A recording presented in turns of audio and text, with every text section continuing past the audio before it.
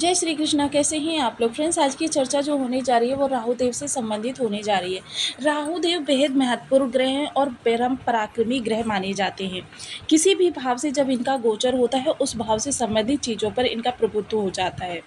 जहाँ पर ये बैठते हैं वहाँ से संबंधित 6 भावों को अपने प्रभाव में ले लेते हैं और इनकी प्रभाव की दृढ़ता इतनी ज़्यादा होती है कि अन्य कोई ग्रह भी यदि वहाँ पर आ जाए तो उसमें भी ये अरिष्टता भर देने का कार्य करते हैं।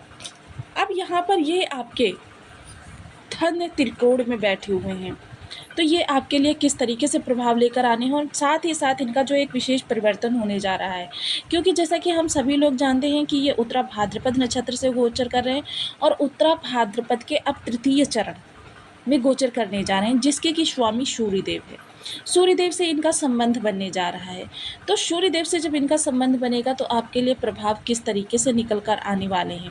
आज हम धन त्रिकोण की चर्चा करने जा रहे हैं और धर्म त्रिकोण में आपके लिए किस तरीके से स्थितियां निकल कर आने वाली है। धर्म त्रिकोण बेहद ही महत्वपूर्ण भाव है, क्योंकि देखिए धन का कारक बन के इस समय पर, क्योंकि यहाँ पर से आपके व्यय को भी देखा जाता है। अब धन आने के और धन जाने के, क्योंकि सपोज़ कीजिए आपके पास 1 रुपया आ रहा है लेकिन खर्च आपका 1.5 रुपया हो रहा है, तो इसी स्थिति में फिर आपके पास धन संचयन किस प्रकार से हो पाएगा, बल्कि आप ऋण के बोझ के तले दबते चले जाएंगे, या तो फिर अपनी ज़रूरतों को आप इतना ज़्यादा कम करने के लिए मजबूर हो जाएंगे कि स्थिति दयनीय हो जाएगी। तो इन्हीं सब विषयों पर हम पूर्णतया चर्चा करने वाले हैं, क्योंकि अगर इन कुंडली के भावों को समझकर कार्यों को क्रियान्वित किया जाए तो फिर देखिए ऐसा कोई भी कार्य नहीं है जिसको हम अपने अनुकूल करने में सक्षम ना हो। आज समझते हैं राहु देव को, कि आपके लिए आगामी समय में राहु देव किस तरीके के प्रभाव लेकर आने वाले हैं। तो बने रहिए हमारे साथ इस वीडियो में एंड तक, आपको बहुत कुछ जानने के लिए मिलेगा। वीडियो बहुत ज्ञानवर्धक होने वाला है। यदि आपके लग्न में 12 नंबर बना हुआ है तो ये राशिफल आपके लिए है। यदि कुंडली में कहीं भी चंद्रमा के साथ 12 नंबर बना हुआ है तो ये राशिफल आपके लिए। कुंडली ना होने की स्थिति में आप इसे नाम राशि से भी देख सकते हैं। यदि अभी तक आपने अपने इस चैनल को सब्सक्राइब नहीं किया है तो प्लीज़ सब्सक्राइब कर लीजिए, वीडियो को लाइक कर दीजिए, चैनल को शेयर कर दीजिए। इससे होगा क्या कि मैंने आने वाले हर वीडियो की नोटिफिकेशन मिल सकेगी आपको सबसे पहले। एक प्यारा सा कमेंट करना बिल्कुल ना भूलें। कमेंट से हमें बहुत मोटिवेशन मिलता है, हौसला मिलता है और ये पता चलता है कि आप और क्या जानना चाहते हैं। राहु देव इस समय द्वादश भाव से गोचर कर रहे हैं। द्वादश भाव आपका धर्म भाव होता है और धर्म त्रिकोण के 4 भाव होते हैं। देखिए धर्म त्रिकोण के हमारे 4 भाव होते हैं, जिसमें कि आपका अष्टम आ जाता है और आपका द्वादश आ जाता है और आपका सुख भाव आ जाता है। इसीलिए यह भाव बेहद महत्वपूर्ण हो जाता है, क्योंकि द्वादश भाव आपकी मोक्ष का भाव भी कहा जाता है, परेशानियों से मुक्ति का भाव। 7.5 का यह द्वितीय चरण है और 7.5 के इस द्वितीय चरण में राहु के प्रभाव आपके लिए किस तरीके से रहने वाले हैं, क्योंकि आगामी ये सूर्यदेव के नक्षत्र से जब गोचर करेंगे तो क्योंकि सूर्य के नक्षत्र में राहु जब आते हैं तो आपको धनी, परोपकारी और दयालु बनाते हैं। तो जब ये तीनों ही गुण आपके अंदर देखे जाएंगे तो 3 भाव जो ये हैं यहाँ से संबंधित आपके लिए स्थितियाँ किस तरीके से निकल कर आने वाली। सबसे पहले राहु जहाँ पर बैठे हुए हैं तो देखिए हालांकि ये धन को यहाँ पर अनियंत्रित कर सकते थे, लेकिन यहाँ पर सूर्य और गुरु का प्रभाव इनके ऊपर ज़्यादा देखा जाएगा और दोनों ही सात्विक प्लेनेट हैं, जिसकी वजह से क्या है कि आपके अंदर इस समय सात्विकता बहुत ज़्यादा देखी जाएगी। हर चीज़ को धर्म के दृष्टिकोण से इस दौरान आप देखेंगे। अब जब धर्म के दृष्टिकोण से देखेंगे तो आपको प्रत्येक चीज़ अनावश्यक ही लगेगी और जब अनावश्यक लगेगी तो आपके खर्चों में भी कमी आती हुई दिखाई देगी। पर हम सात्विक रहने वाले हैं इस दौरान आप, और साथ ही साथ इस दौरान सात्विक होने के कारण राहु की निगेटिविटी बहुत ज़्यादा हद तक समाप्त हो जाएगी। कोर्ट कचहरी कोई आपके ऊपर लगी हुई है, हालांकि देखिए आगामी समय में थोड़े से आपके द्वंद्विता के और कोर्ट कचहरी के योग बने हुए हैं और ये सात्विकता रहेगी तो आप इस चीज़ों से बचे रहेंगे, क्योंकि जब भी किसी भाव पर देखिए विशेषता होती है, क्योंकि अगर आप सात्विक रहेंगे तो यहाँ पर जो ये मंगल देव अरिष्टता को बनाने वाले हैं, क्योंकि हर भाव का एक निर्जीव पक्ष होता है, एक सजीव पक्ष होता है। तो निर्जीव पक्ष को इस दौरान ये सजीव करेंगे, तो यानी कि यहाँ पर देखिए कोर्ट कचहरी बनाने का कार्य करेंगे मंगल देव। और इन चीज़ों के कारक ये दोनों ही ग्रह माने जाते हैं। दोनों ही ग्रह एक दूसरे को सप्तम दृष्टि के द्वारा देखेंगे, जिसके द्वारा सप्तमांश जो ये चक्र चलेगा, यह एक दूसरे को अंगारक दोष में परिवर्तित करता हुआ दिखाई देगा, जिससे कि राहु की थोड़ी सी अरिष्टता बढ़ सकती है। किंतु सात्विक रहना इस दौरान आपके लिए सबसे बड़ा रामबाण उपाय हो सकता है।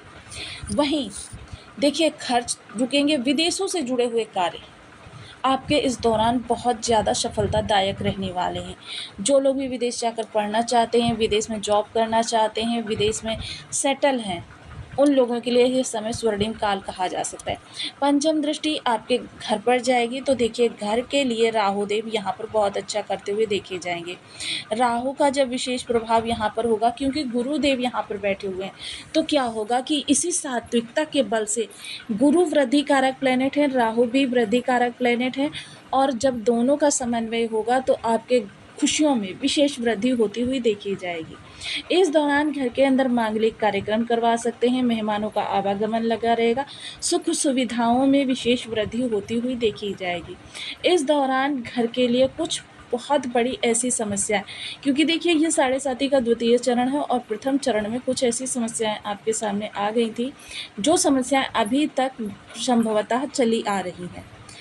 उन समस्याओं से मुक्ति का मार्ग प्राप्त होगा या मुक्ति ही प्राप्त हो जाएगी। ये सब कुछ होगा राहु के बलाबल के कारण।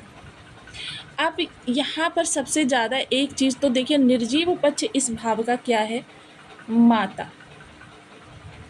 तो माता के स्वास्थ्य में कमी देखी जाएगी, या माता से कुछ तनाव की स्थितियां उत्पन्न हो सकती हैं, या अलगाव की स्थिति उत्पन्न होगी। देखिए राहु उत्तरा भाद्रपद नक्षत्र से गोचर कर रहे हैं, और राहु भी परिवर्तन को दिखाते हैं, और उत्तरा भाद्रपद भी परिवर्तन को ही दिखाता है। तो इस तरीके से देखिए, स्थितियां जो अभी तक बहुत ज़्यादा आपकी विषम थी और आपके लिए बहुत ज़्यादा असहनीय थी, उन परिस्थितियों से निकालने में आपकी मदद करने वाले। अब इसकी त्रिकोण के तृतीय भाव में चलते हैं। जब तृतीय भाव में, धर्म त्रिकोण के हम तृतीय भाव में जाएंगे, तो समझ लीजिए यहाँ से सात्विकता और गहन विश्लेषण निकल कर आने वाला है। तो देखिए, जो लोग भी इस दौरान गहन आत्ममंथन करके अपने कार्यों में प्रवेश करेंगे, अब देखिए गहन आत्ममंथन वो लोग भी करते हुए देखे जाएंगे जो नए सिरे से कार्यों को प्रारंभ कर रहे हैं, और जो लोग पुराने ही कार्यों में लगे हुए हैं उनके लिए भी गहन आत्ममंथन इस दौरान बहुत ज़्यादा प्रभावी दिखाई देने वाला है। तो ये समय काल अगर कहें तो हर दृष्टिकोण से आपके लिए उत्तम होने वाला है।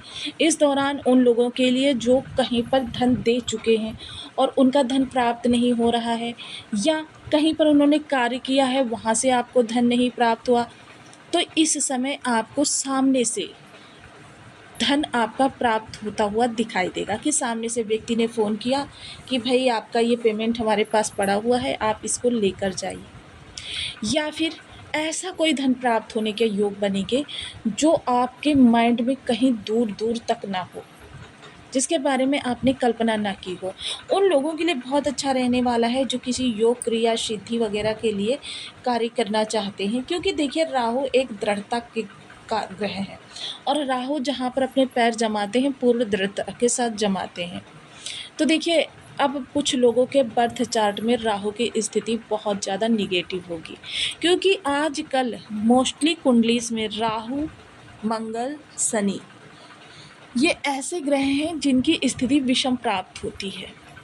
तो ऐसी स्थिति में इनको शुभ करने के लिए आपको कुछ विशेष उपाय करने चाहिए, और देखिए जिनके बर्थ चार्ट में शुभ हैं उनको भी उपाय करते रहने चाहिए। और देखिए, मैं आपको सदैव से आग्रह करती रहती हूँ कि आप राहु, केतु और शनि इन 3 ग्रहों के उपाय सदैव करते रहें, चाहे आपके बर्थ चार्ट में ग्रह शुभ अवस्था में बैठा हुआ है तब भी, और अशुभ अवस्था में बैठा हुआ है तब भी। अगर अशुभ अवस्था में बैठा हुआ है तो ग्रह के उपाय करने से क्या होता है, उसमें शुभता आने लगती है, और अगर शुभ बैठा हुआ है तो उसमें बल वृद्धि होने लगती है। अब जैसे अगर आपके गार्जियन के पास 1 लाख रुपए हैं तो वो 1 लाख के अकॉर्डिंग आपको जेब खर्च देगा, अगर उसकी जेब में 1 करोड़ रुपए हैं तो 1 करोड़ के अकॉर्डिंग आपको जेब खर्च देगा। तो देखिए, इसीलिए सदैव आपसे आग्रह किया जाता है कि आप ग्रह की शुभता बढ़ाने का प्रयास करें। मोस्टली कुंडलीज़ में ग्रह क्या होते हैं, अशुभ अवस्था में बैठे होते हैं, फलतः क्या होता है, उनको परिणाम भी अशुभ ही प्राप्त होते रहते हैं। क्योंकि यह जो प्रभाव देने का कार्य करता है, ये हमारा ऑरा मंडल करता है। अब ब्रह्मांड से जो किरणें आती हैं किसी ग्रह की ऊर्जा की, वो एक जैसी ही सभी के लिए आते हैं। किसी के लिए ये नहीं कि आपके मैं नेगेटिव प्रभाव दूंगा या मैं आपको पॉजिटिव प्रभाव दूंगा। इनको परिवर्तित करने का कार्य करता है हमारा ऑरा मंडल। उस ऑरा मंडल की ऊर्जा को जब हम शुभ बना लेते हैं अपने लिए, तो हमारे लिए ये शुभ स्थितियाँ निकल कर आने लगती हैं। तो इसके लिए सबसे पहले ओम राम राहवे नमः इस बीज मंत्र का आप 1 माला, 2 माला, 5 माला, 7 माला, 11 माला का जब नियमित अपनी सुविधानुसार करना प्रारंभ करें। शनि मंदिर में पीपल वृक्ष पर या घर के मुख्य द्वार की चौखट पर तिल के तेल का 3 मुखी दीपक अवश्य जलाएं।